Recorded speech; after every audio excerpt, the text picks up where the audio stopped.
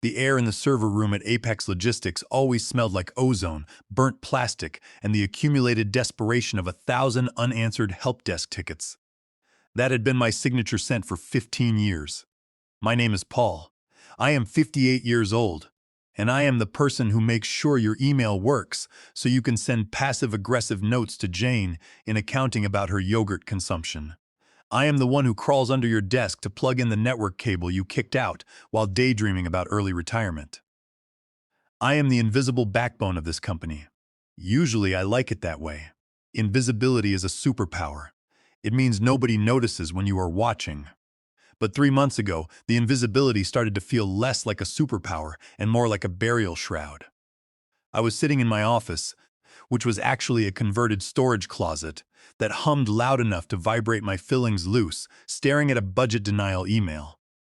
Before I get into the weeds of how I burned this corporate house to the ground, let me explain the situation. The email was from Brian Fletcher, our new human resources director. Brian is the kind of guy who uses words like synergy and drill down without a hint of irony, all while wearing a suit that costs more than my sedan. The email said in no uncertain terms that my request for a basic firewall upgrade, a critical security patch that stood between our sensitive data and every hacker in a hoodie, was denied due to budgetary constraints. Budgetary constraints is corporate speak for spending money on shiny and useless toys. In this specific case, it was something very shiny indeed. 10 minutes after I read that email, I looked out the narrow window.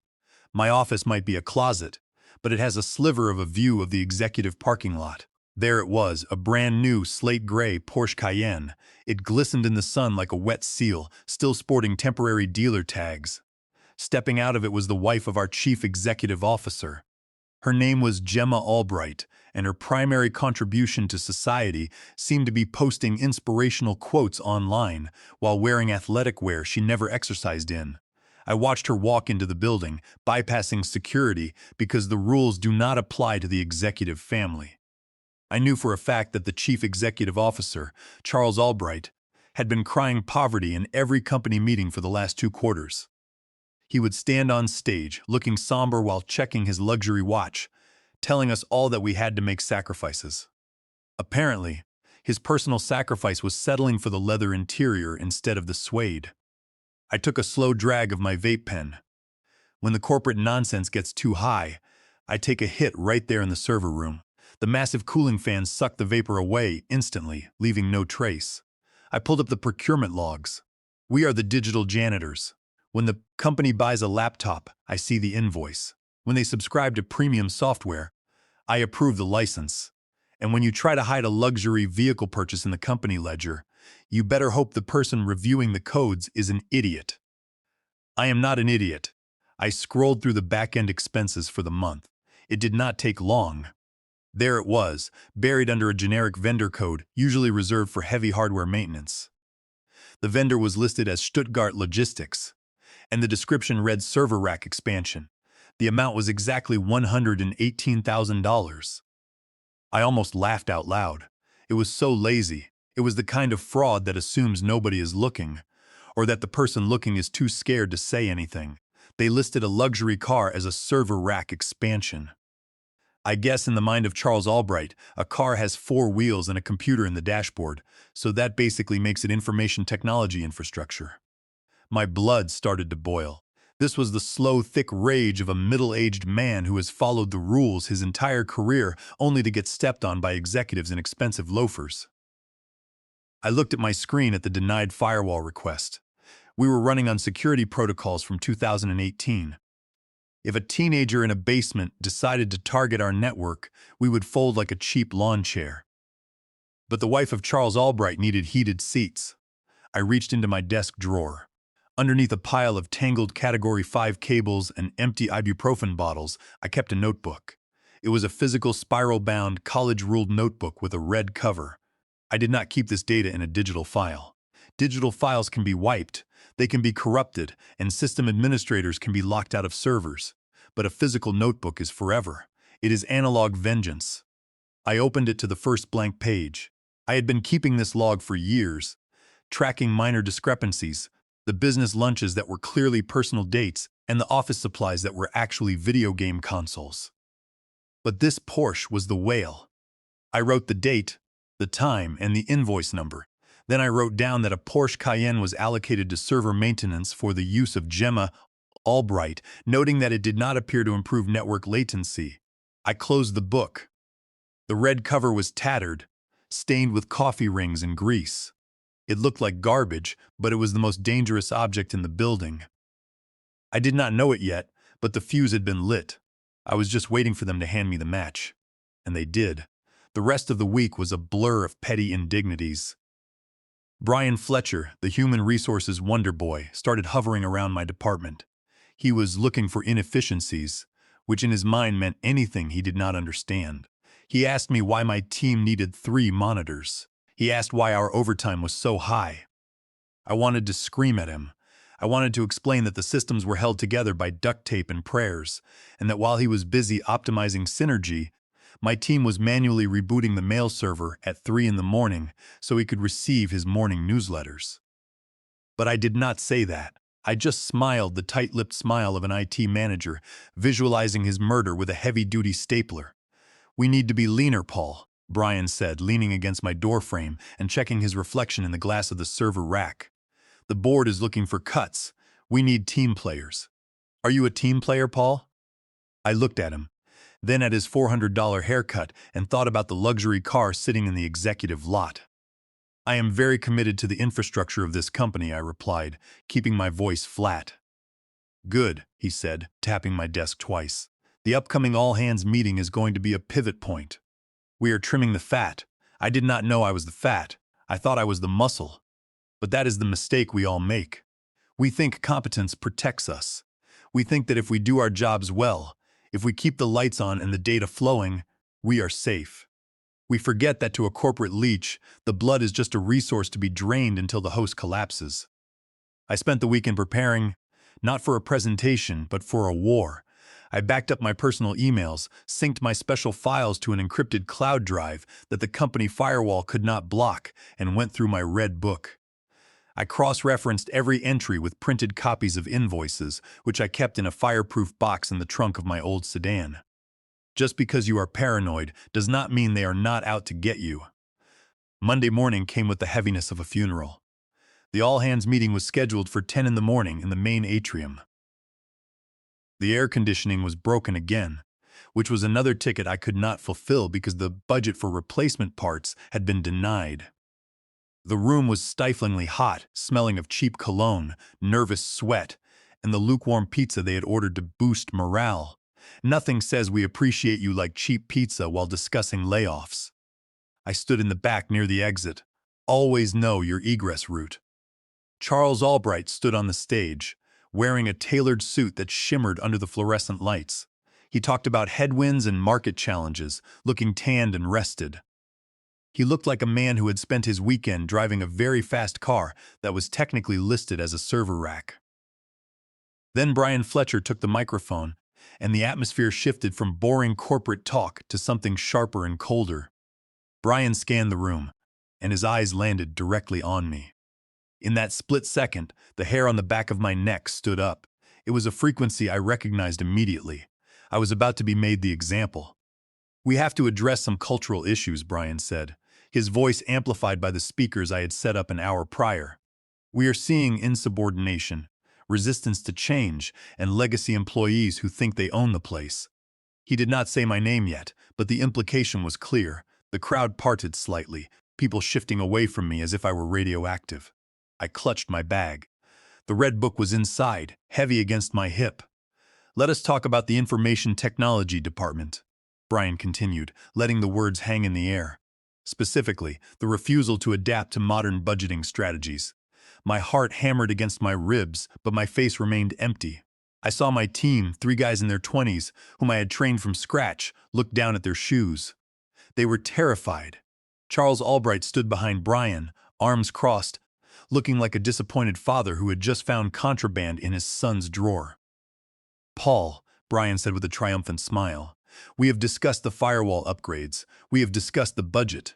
And yet, I am hearing reports that you have been bad-mouthing leadership to your staff. creating a toxicity that we cannot have in our family-first culture. It is insubordination, and frankly, it is incompetence. If you cannot manage a budget, you cannot manage this department. Effective immediately, we are terminating your employment. The room gasped, a collective sharp intake of breath. You do not fire a 15-year veteran in an all-hands meeting. You do it quietly on a Friday afternoon. This was a public execution to scare the rest of the staff into submission. They wanted me to cry or shout, to prove I was the difficult employee they claimed. I put my hands in my pockets to hide the slight shaking, feeling the cool metal of my vape pen. I looked at Brian, who looked like a cat waiting for applause. "You can leave your badge at the front desk," Brian said. "Security will escort you out." I saw a man in a gray suit standing near the water cooler. He was holding a clipboard, looking incredibly bored. I recognized the type. He was an auditor, an external forensic accountant named Mr. Henderson. A cold calm washed over me. If I was going down, I was going to drag everyone with me. "Incompetence," I said. My voice was not loud, but the room was so quiet that it carried to every corner. Brian blinked, his smile faltering. "Excuse me? You said I was being terminated for incompetence regarding the budget," I said, stepping away from the wall.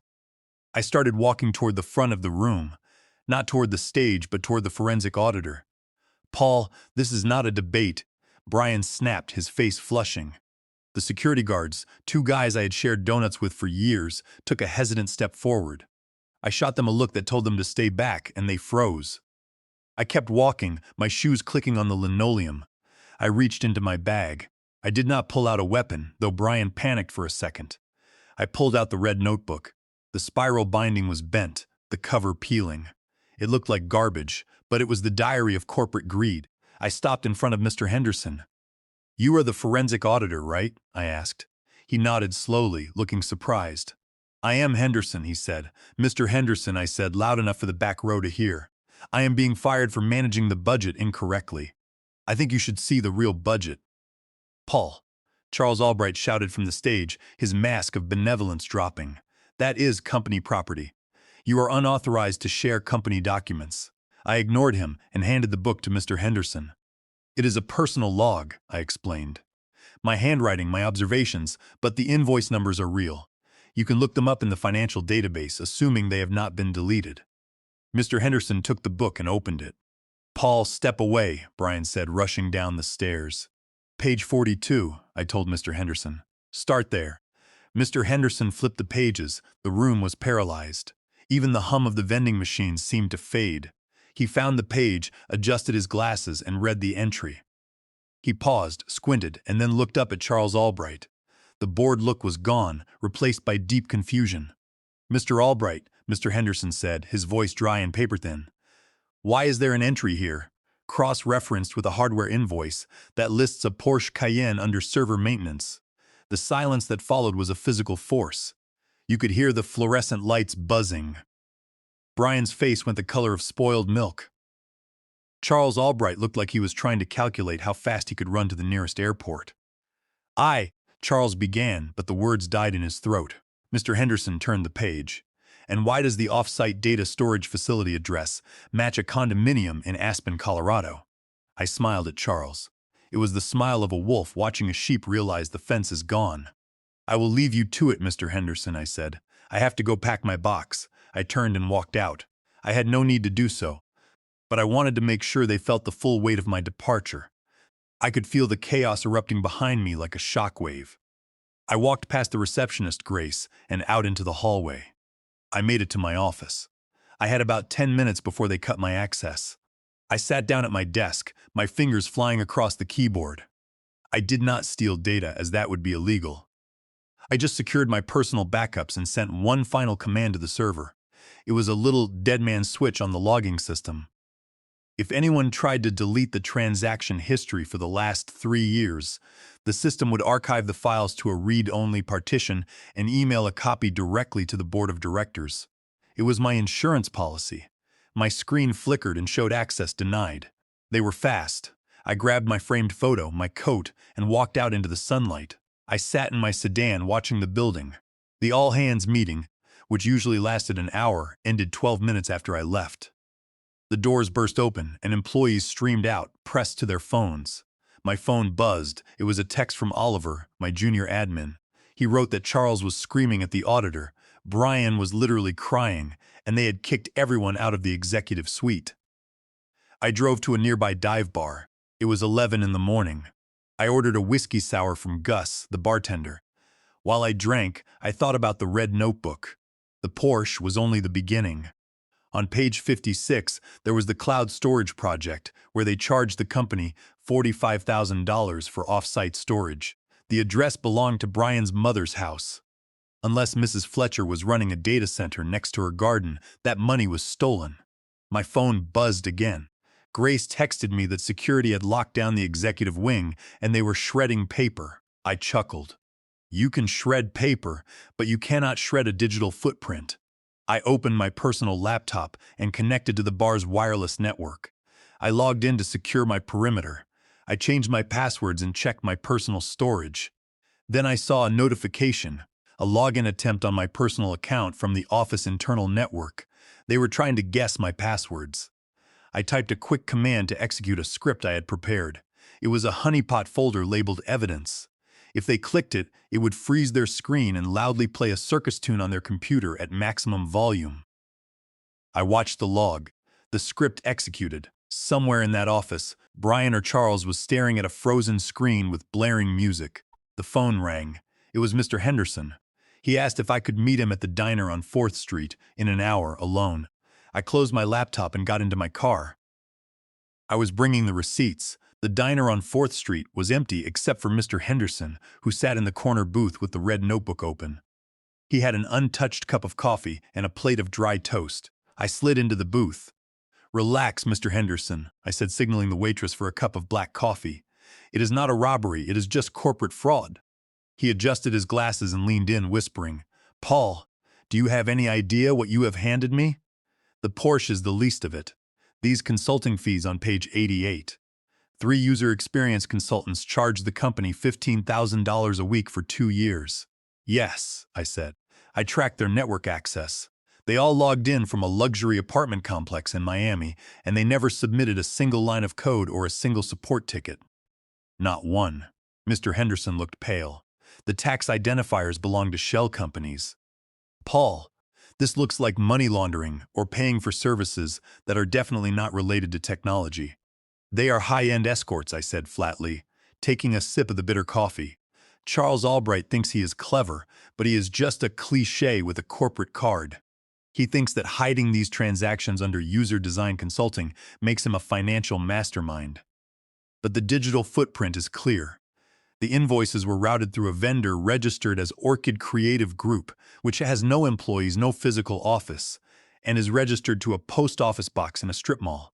Mr. Henderson rubbed his temples. "If this gets out, the stock will collapse, the board will be liable, and the authorities will get involved." "Good," I said. "Let it burn." "I cannot just let it burn," Mr. Henderson replied. "I have a fiduciary responsibility to the shareholders. I need the digital trail, the emails approving these invoices, and the wire transfer authorizations. But they are shredding everything right now." I looked at him. "You are the auditor, and I am the technician who built the system. There is a backup, a mirror of the procurement server that updates in real time to a private cloud. If you look for a user account named sysadmin ghost and use the password, which is the company mission statement written backward with an exclamation point at the end, you will find everything." Mr. Henderson scribbled the information on his notepad. "But remember," I said, grabbing his wrist, "if you use that, you expose everyone who signed off on those invoices. There is no going back." "They are already coming for you, Paul," Mr. Henderson said. "I heard their legal team is drafting a cease and desist. They are planning a lawsuit for theft of proprietary data because of this notebook." "Let them try," I said. Mr. Henderson threw $20 on the table and stood up. "If this ghost account works, they are in serious trouble. Stay safe, Paul." He hurried out of the diner. My phone rang a few minutes later. It was an unknown number, I answered. "Hello? Paul, this is Randall Gibson, representing Apex Logistics. We need to discuss the return of company property." "I do not have any company property," I said. "We are talking about the logbook, Paul," Randall said, his voice cold, "and the non-disclosure agreement you signed." If that data is shared, we will sue you for significant damages. Your house, your savings, your future. We are prepared to offer a 6-month severance package if you return the book by 5 this afternoon. I laughed. You can take your severance package and throw it away, Randall. I do not have the book anyway. I gave it to Mr. Henderson. Randall gasped, his polished voice cracking. You did what? That is a breach of your confidentiality agreement. We will destroy you in court, Paul. I told him he was welcome to try, and then I hung up the phone. I drove back to my apartment. I had a feeling the ghost account was about to get busy. I settled into my chair at home, logged into the network through my secure tunnel, and watched the dashboard. It was a waterfall of red text. Brian Fletcher was executing delete commands on the Human Resources Directory, and the Chief Financial Officer was trying to access wire transfer archives. But Mr. Henderson had already initiated a legal hold. Every delete command failed. The system preserved the files in a hidden folder. I watched Brian try to delete the same files 6 times, failing every time. Then the email started flying. I saw subject lines from Charles Albright to the lawyer, urgent, stop the auditor, and an email from Brian to Charles. He knows about the renovations. I remembered page 62, $80,000 for office improvements on the 3rd floor of a 2-story building. Meanwhile, Brian had just renovated his kitchen. They were panicking. They were trying to confiscate employee laptops to scrub them, but the digital evidence was already locked. At 7:30 in the evening, my doorbell rang. It was Helen, Charles Albright's executive assistant. She was holding a bottle of champagne in a manila envelope, looking terrified. I let her in, and she sat on my sofa, clutching the envelope. Charles did not send me, she whispered. He is locked in his office shredding paper until the machine chokes. He is calling fixers. I am here because I want them to pay. I have booked the travel, answered the phones, and lied to his wife while he was at luxury hotels with his consultants. They treated me like furniture. She opened the envelope, revealing photos, receipts for jewelry, and private emails. Together with my red book, this was a nuclear option. My laptop chimed. It was an email from the board of directors, offering to hire me as an external consultant for $250 an hour with a $20,000 retainer on the condition that I sign a non-disclosure agreement. They wanted to buy my silence, I replied, stating my rate was $500 an hour, my retainer was $50,000, and I would not sign any agreement. I sent the email and poured the champagne. We sat in the kitchen and drank to the end of Apex Logistics. The next morning, I wore a professional blazer and drove to the office. The security guard, Roy, let me in despite my name being on the banned list. The office was quiet, filled with whispering employees. I went up to the 2nd floor and entered the conference room, which Mr. Henderson had turned into a war room. We spent the next 6 hours going through the records. The fraud was extensive. Phantom employees, kickbacks, and personal expenses. Around noon, Brian Fletcher walked in, looking disheveled. What is he doing here? He demanded. He is terminated. Sit down, Brian, Mr. Henderson said. I pulled up the records for his home office upgrade. You claimed $12,000 for an ergonomic workstation, but the invoice is for a hot tub. Brian turned pale. Everyone was doing it, he stammered. Charles bought a boat and listed it as marine logistics. I found the yacht invoice for $250,000. Mr. Henderson looked at Brian and told him to wait in his office for the police. Brian ran down the hall, the elevator doors opened, and 2 agents in federal windbreakers walked in. Charles Albright was led out in handcuffs. The chief financial officer had tried to flee to another country, but his flight was delayed, and he was arrested at the airport. This crossed the line from civil to criminal under Title 18, United States Codes, Section 1343 for wire fraud. The days following the raid were quiet. The interim chief executive officer, Miss Stone, offered me my job back as Director of Information Technology with double my previous salary. I declined. I told her I would work only as an independent consultant under my new firm, Red Book Consulting, charging $500 an hour. She accepted my terms, and I began the process of rebuilding the network from scratch. 3 months later, I was called to testify before the full board of directors in New York. They were looking at a discrepancy of $500,000 in cash. Charles Albright sat at the end of the table, looking ruined. He looked at me, his eyes pleading for mercy. I knew the cash was used to pay off a mistress to hide an illegitimate child. If I revealed the truth, his family would be destroyed. I looked at him, then thought of the innocent staff members who had suffered. I told the board the cash was lost to gambling debts and messy personal habits. I chose to cover the affair because the truth would hurt his children, and because knowing I held his secret was a far better leverage. Charles was ruined financially and headed to prison, but his family survived. And he would always know I held his fate. I returned home, sat on my couch, and opened a beer. I turned on the television to watch a classic actor eating an egg. My phone buzzed with a bank notification. The $50,000 retainer had cleared. Then I saw a social media post from a young man named Toby, who was wearing a vintage military jacket that belonged to my father, which Gemma Albright had mistakenly donated during a charity drive years ago. Toby had captioned it as thrift store gold. I smiled and opened my laptop. It was time to look into Toby's tax returns. The war was over for Charles Albright, but Toby was about to have a very difficult week. I took a sip of my beer, feeling completely satisfied. The digital janitor was finished with the office, but the red notebook was still open.